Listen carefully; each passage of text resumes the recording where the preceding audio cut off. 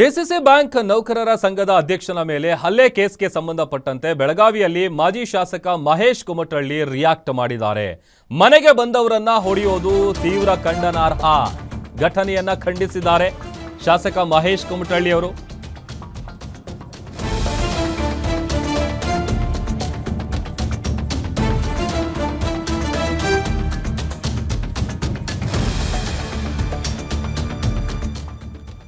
ನೋಡಿ, ಮನೆಗೆ ಬಂದಂತ ಸಂದರ್ಭದಲ್ಲಿ ಗಲಾಟೆ ಆಗಿರುತ್ತೆ, ರಕ್ತ ಬರುವಂತ ರೀತಿಯಲ್ಲಿ ಹಲ್ಲೆಯನ್ನ ನಡೆಸಿದ್ರು. ಈ ಘಟನೆಯನ್ನ ಖಂಡಿಸಿದ್ದಾರೆ ಶಾಸಕ ಮಹೇಶ್ ಕುಮಟಳ್ಳಿ ಅವರು. ಅಥಣಿ ಬಿಹಾರ ಆಗ್ತಾ ಇದೆ ಅಂತ ಮಾಜಿ ಶಾಸಕ ಕುಮಟಳ್ಳಿ ಅವರು ಹೇಳಿದ್ದಾರೆ. ಪೊಲೀಸ್ ಠಾಣೆ ಸಂಪೂರ್ಣವಾಗಿ ಅವರ ಕೈ ಮುಷ್ಟಿಯಲ್ಲಿದೆ, ಅಂದ್ರೆ ಅವರ ಹಿಡಿತದಲ್ಲಿದೆ, ಅವರ ಕಂಟ್ರೋಲಲ್ಲಿದೆ. ಗೂಂಡಾಗಿರಿಯ ಒಂದು ಸಂಕೇತ ಅಂದ್ರೆ ಇದು ನಿಜಕ್ಕೂ ಕೂಡ ತಪ್ಪಾಗಲ್ಲ, ತಪ್ಪಾಗಿದೆ. ಆದ್ರೆ ಡಿಫೆಂಡ್ ಮಾಡ್ಕೊಳ್ಳೋದು ಅಪರಾಧ. ಏನಾದ್ರೂ ಮಾಡಿ ಆಮೇಲೆ ಗೋಕಾಕ್ ಅಂತಾರೆ. ಗೋಕಾಕ್ ಅನ್ನೋ ಶಬ್ದ ಬಿಟ್ಟು ಅವರ ಬಳಿ ಬೇರೆ ಏನೂ ಇಲ್ಲ ಅಂತ ಶಾಸಕ ಲಕ್ಷ್ಮಣ್ ಸವದಿ ವಿರುದ್ಧ ಮಹೇಶ್ ಕುಮಟಳ್ಳಿ ವಾಗ್ದಾಳಿ ನಡೆಸಿದ್ದಾರೆ. ರಾಜಕಾರಣ ಇವತ್ತು ಇರ್ತದೆ ಹೋಗ್ತದೆ, ಆದರೆ ಇಂಥ ಒಂದು ವೈಯಕ್ತಿಕವಾಗಿ ಒಬ್ಬ ಶಾಸಕರಾಗಿ ಜವಾಬ್ದಾರಿಲಿದ್ದಂಥವರು, ಅವರ ಪುತ್ರರು ಮನೆಗೆ ಬಂದವರನ್ನ ಬಡಿಯೋದು, ಇದನ್ನು ನಾನು ಬಹಳ ತೀವ್ರವಾಗಿ ಖಂಡನೆಯನ್ನು ಮಾಡ್ತೀನಿ.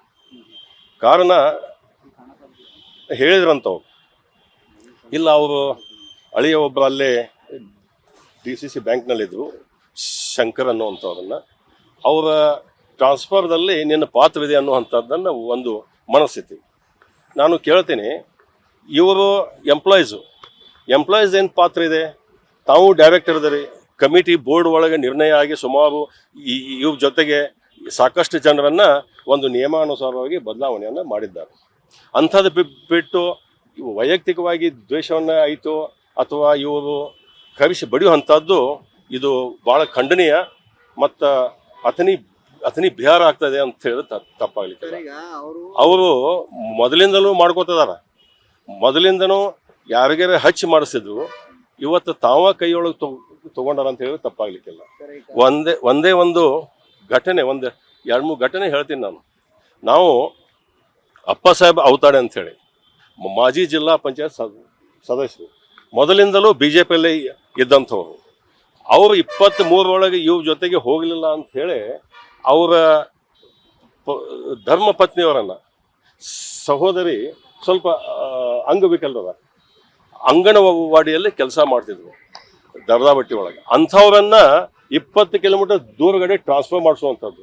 ಮಲ್ಲಿಕಾರ್ಜುನ ಅಂದಾನಿ ಅಂತ ಹೇಳಿ ನಮ್ಮ ಜೊತೆಗೆ ಇರ್ತಾರೆ, ಅವರ ಅತ್ತಿಯವರನ್ನ ಕಾಗವಾಡದಲ್ಲಿ ಇದ್ದಂಥವ್ರನ್ನ ಜಿಲ್ಲಾ ಬಿಟ್ಟು ಹೊರಗೆ ಹಾಕ್ರಂತ ಹೇಳಿ ಮಾಡುವಂಥವ್ರು. ಹೆಣ್ಮಕ್ಳು ಟ್ರಾನ್ಸ್ಫರ್ ಬಿಟ್ಟಿಲ್ಲ ಅವ್ರು. ಅಂದರೆ ಈ ಒಂದು 2-3 ಎಕ್ಸಾಂಪಲ್. ಪೊಲೀಸ್ ಸ್ಟೇಷನ್ನು ಇವತ್ತು ಸಂಪೂರ್ಣವಾಗಿ ಅವರ ಕೈಗೊಂಬೆ ಆಗಿದೆ ಅಂತ ಹೇಳಿದ್ರೆ ತಪ್ಪಾಗ್ಲಿಕ್ಕಿಲ್ಲ. ರಾಜಕಾರಣ ಇವತ್ತು ಇರ್ತದೆ.